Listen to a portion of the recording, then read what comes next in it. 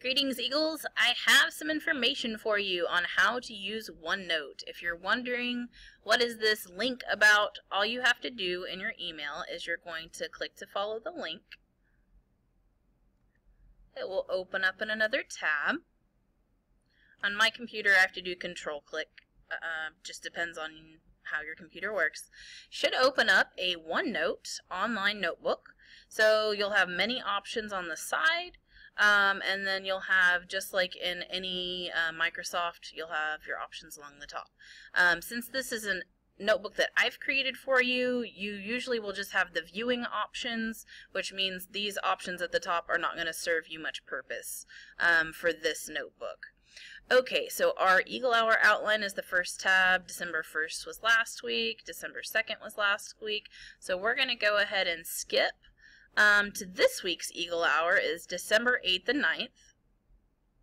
Now the way this works is that I can continually update this, and our Eagle Hour committee will continue to update this throughout the weeks to come, and we'll always have new tabs for Eagle Hour. So this will continue to expand along the side, and each week you'll just click whatever tab is relevant for that day.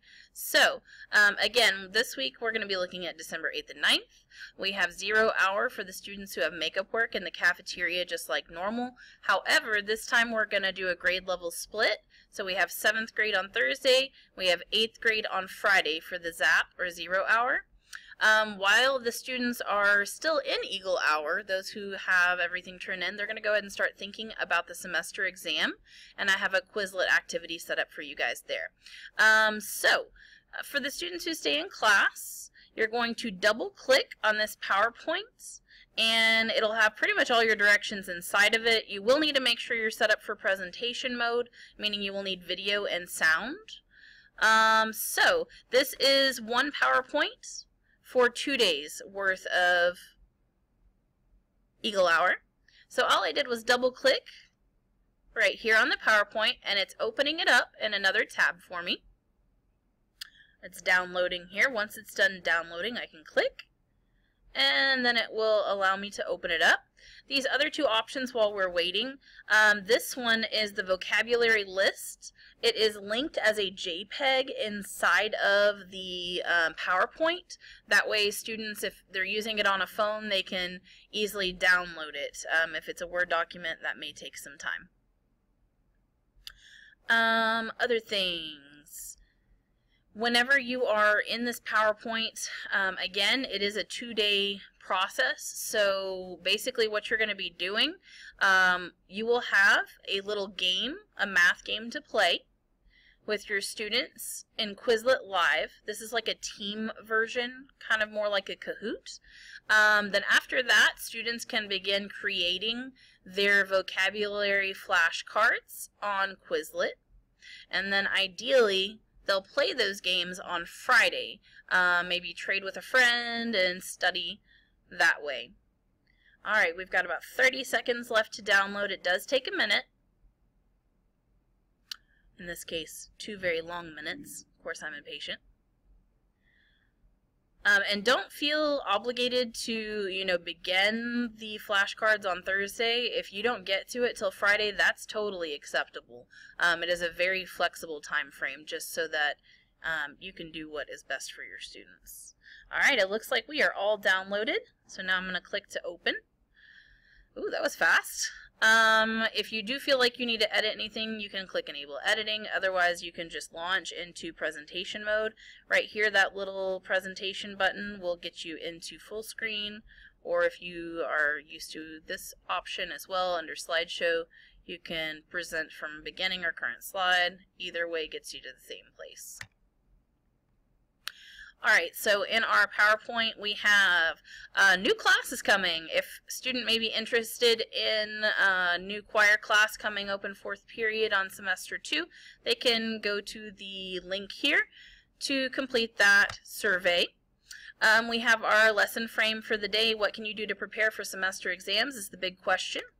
So you would review the schedule, talk about how it's cumulative, what that means, exactly what 20% can do to your grade. If they make a 0, that means they would drop 2 letter grades, so that could be very significant.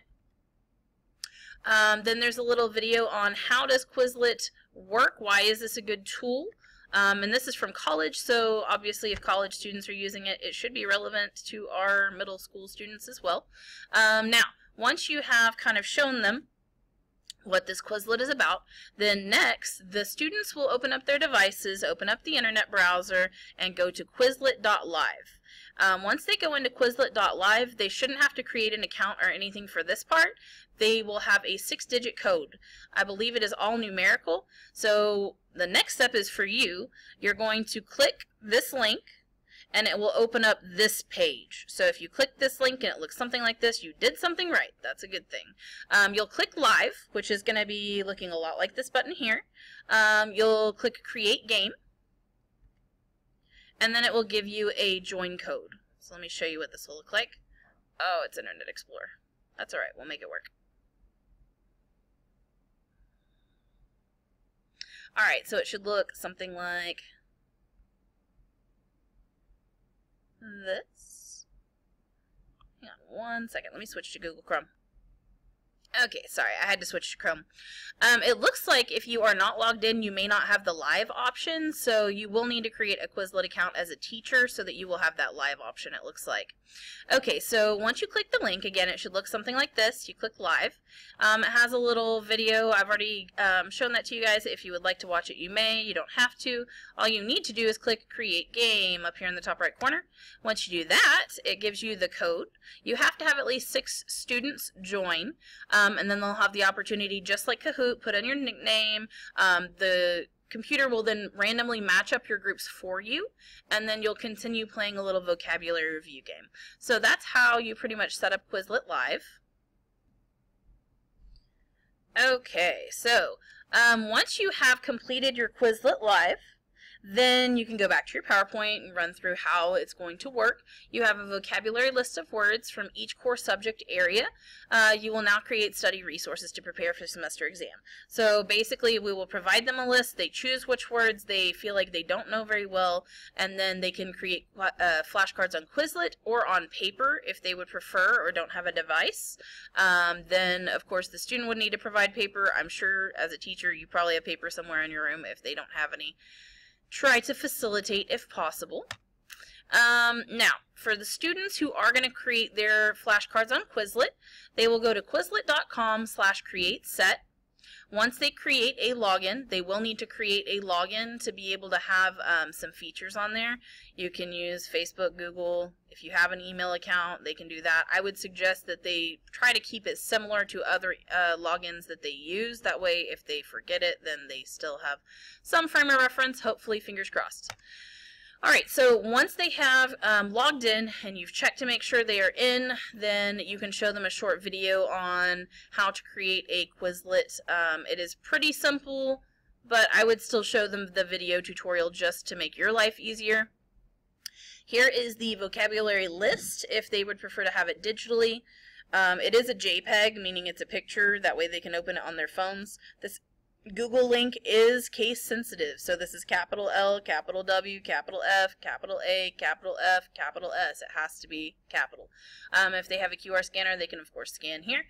I would talk to them about how much time they have to create their flashcards, and of course put up a timer. That always is a good motivator. Here is a full screen version. If you want them to come take a picture with their device, they could do that as well. It is a little bit fuzzy this way. On the laptops, they have more options than on the phones. So ideally, if they're doing this on the laptop, then Gravity is kind of a cool space race game. Matching is kind of like the tile memory game, I guess is what it's called. And then finally, testing is just straight up like flashcard kind of thing. So once they've completed the flashcards, ideally they are going to trade and play with a partner. You know, play their own, play someone else's, and just, you know, have a little bit of study time. That is it. Again, there is no wrong way to do this, so use the resources as you like, and if you have any questions, please feel free to email Thrasher. Thank you.